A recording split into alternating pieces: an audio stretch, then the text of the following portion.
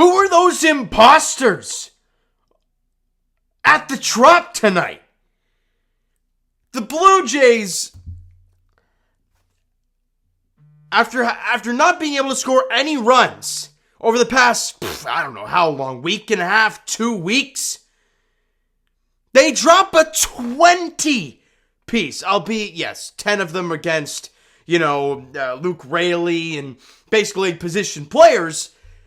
But even if you take that away, they scored 10 runs against the Rays in the first 5 innings. What? Did not see that coming whatsoever, the way this team has been playing recently, but that is the great thing about baseball. You just get back at it the next day, and great things can happen. And I will break down the turning point for me in this game, and who knows, maybe the turning point moving forward for the Blue Jays, but we shall see. Very first inning, you could look at this and call it a turning point. Off of, Taj, what's his name? Starting pitcher, teed off on him today. Taj Bradley. Springer leads off with a base hit to right field. Bo Bichette, base hit to right field. Then Vladdy punches one through the left side for a base hit. And you get a 1-0 lead. You have 3 straight hits. And a hit with runners in scoring position. Already we're in uncharted territory, but it's only a 1-0 lead, and you have 2 on, nobody out still. Strikeout, inning over, and we're thinking, the Jays, 1 hit, it's not enough. You had that opportunity to break it open, you did not, right? So we move to the bottom half of the inning. Jose Barrios gets the first 2 guys out, and then he hits a Rosarena, gives up a double, and then walks a guy. Their bases are loaded now with 2 out here. But he gets a big strikeout to end that inning, no runs cross. And that right there could have been the turning point as well. Because you allow a base hit there, 2 runs scored, you're now losing and the vibes are back. But he gets out of that inning, no runs cross, and we go to the top half of the second inning, George Springer up. He gets buzzed up and in, albeit with a 90-mile-an-hour probably changeup that he missed or whatever. And then George Springer at the dish gets a breaking ball on the outer half, middle way, crushes that thing to left, and that thing is way gone. So, the talk about George Springer has been his season has been down, he's been lacking the power. The dude has 2 doubles on the season, which is really weird. The OPS is really low, and you're paying this guy a boatload of money, and everyone's losing their mind. He is the engine. Your leadoff guy, if he can set the tone, sky's the limit. He led this game off with a single, and it started the train of Vladdy, then Bo, and you got to run and you got to lead.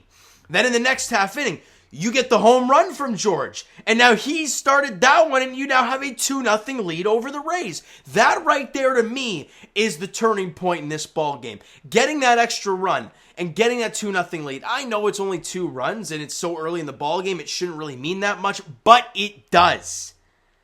Because what it does the rest of the ball game is the Jays just continue to tee off. Top 4, Danny Jansen rips a ball to deep left field. It was down the third baseline, really. And it goes all the way to the wall. Whit Merrifield chugging around the bases. He comes in, sliding in safely at the plate. Danny Jansen goes to third because it was a wild throw home. And he had a 3-0 lead. Then George Springer, a little half-swing cue shot, a little nubber in front of home. And it gets past the pitcher, but third baseman can't pick it, so the shortstop's got to come flying in. He can't make the play in time. Springer's safe at first. Jano comes in to score. The Jays get some luck on their side, and they have a 4-0 lead. And look who's at the forefront, George Springer. This is why I'm trying to say this game today, for him at least, shows us all why he's so damn good. Everyone's calling him out, saying that he's washed, this and that. He's starting to heat up, and this game tonight, I'm hoping,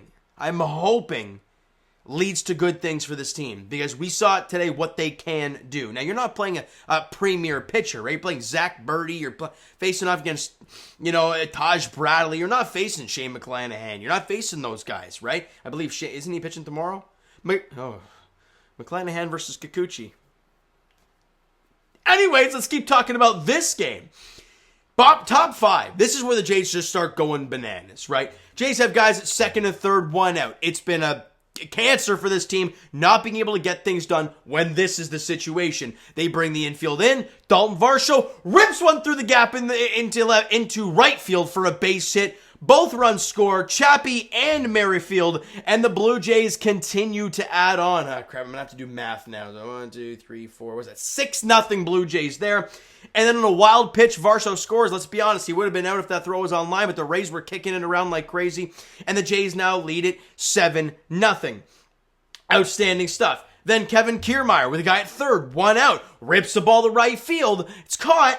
But the throw comes home, not in time. Danny Jansen comes in to score on the sacrifice fly. And they continue to lead it. Now, George Springer ends up being at third base. He scores on a wild pitch. Then Bo Bichette moves up on throwing error after throwing. It was a disaster defensive game for the Rays. But the Jays capitalized. So often they haven't capitalized on other teams' mistakes. And it's been great. Then Vladdy rips the ball into left field for a base hit. Bo comes in to score. That thing was airmailed. Vladdy gets thrown out at second base, but it is what it is. The run scores. And the Jays, at this point, are up. Oh, was it 10-0? Yeah, 10-0 after the top of the fifth inning. You're feeling phenomenal. Bottom five, Yusei Kikuchi solo shot off of Jose Barrios. And then the Jays continue to add on. This with Luke Raley on the hill, right? Matt Chapman hits a single to right field. It was opposite field. He was jogging. Bo comes in to score on the play. Jays lead it now 11-1. Then Vladdy strikes out, right? I think it was before the Chappie at bat. Vladdy strikes out to Luke Raley. Like 52 miles an hour, can't get it done. Comes up in his next AB, though. Bases juiced, and he hits a piss missile to left field. It's gone. Grand slam for Vladimir Guerrero Jr. Matt Chapman comes up with Kevin Biggio on base. And he hits a home run to left field, 2-run shot. Then Varsho hits an RBI single. Whit Merrifield scores. Then Jansen gets in the home run act, a 2-run bomb scoring Varsho. And the Jays win it 20-1 over the Rays. I don't care that 10 of them were off position players. Anytime you can score that many runs against the Rays in somehow, some way, that ballpark not being full, I don't care the location. A team started off red hot, and they are record-wise one of the, if not the best team in all of baseball, and they are having a tough time selling out the lower bowls. That is so, so tough to watch. But either way, Jays went in there, and they did their job, and they were led by, I don't want to say their captain, because George Springer, there's no captain in baseball, but let's be honest, a guy who's been to the World Series, won a World Series, knows what it takes to do so, and he's the leader who got paid to be, and he's been struggling. You know, there's no doubt he's been struggling all year long, and he goes 4 for 5 with 3 runs scored, 2 RBIs, and the home run as well. Had a total of 9 bases in the game. It was a double shy of the cycle, and George Springer's numbers now, 324 OBP, 255 batting average, and that OPS is going to be climbing now. So that's good stuff for him. And everybody who entered the game today had a hit. What do I mean by that? Nathan Lucas came on to pinch hit for George Springer. He had a hit and scored a run. Bo Bichette, 3 for 5, 2 runs scored. Ernie Clement gets his first hit. Was it first hit of in the big leagues, or was it first hit? And how old is he? Hold on a minute. 27, was it? You guys might be able to tell me this one, because I wasn't able to watch all of this game, but I know he got a hit today. It's obviously his first as a Blue Jay. It's his first at bat as a Blue Jay, and he went 1 for 1, scored a run as well. And Vladdy went 3 for 6 with a run scored, 6 RBIs, obviously on the grand slam. And here we keep going. Brandon Bell had a couple hits. He was 2 for 5. Kevin Biggio went 1 for 1, scored a run. Matt Chapman 2 for 5, 2 runs scored, 3 RBIs, a home run. Whit Merrifield 3 for 6 with 3 runs scored. Dalton Varsho 2 for 6, 2 runs scored, 3 RBIs for him. Danny Jansen 3 for 6, 3 runs scored, 3 RBIs, and the home run. Kevin Kiermaier goes 2 for 5 with a run scored and an RBI. 27 hits for the Blue Jays. Struck out 9 times. They only walked once. They were ready to swing the bats today, and they did not disappoint. Now, sure, they're going to be padding their stats, but this is also a mental game for the Blue Jays. They needed something like this desperately. Question is, how are you going to come back in the next game? Obviously, you're facing Shane McClanahan, one of the nastiest pitchers in all of baseball. After you just scored 20 runs, what are you going to get tomorrow? We shall see. However, before we get into that, Jose Barrios got the start today, and he was masterful. 7 innings, 5 hits allowed, 1 run, 5 Ks, walked 2, gave the solo shot to Yusei Kikuchi, but that was it. Dropped his ERA almost 40 points, down to 4.22. And Jose Barrios, guys, has been absolutely phenomenal since like April 8th against the Angels, I believe it was, where he allowed 4 runs. Since that start, he had that 1 stinker against the Red Sox, and other than that, he's been phenomenal. Tim Mazur was out there for a clean inning of work. Adam Simber, good to see him back. He goes a clean inning, allows a hit and a walk, but that's all she wrote for him.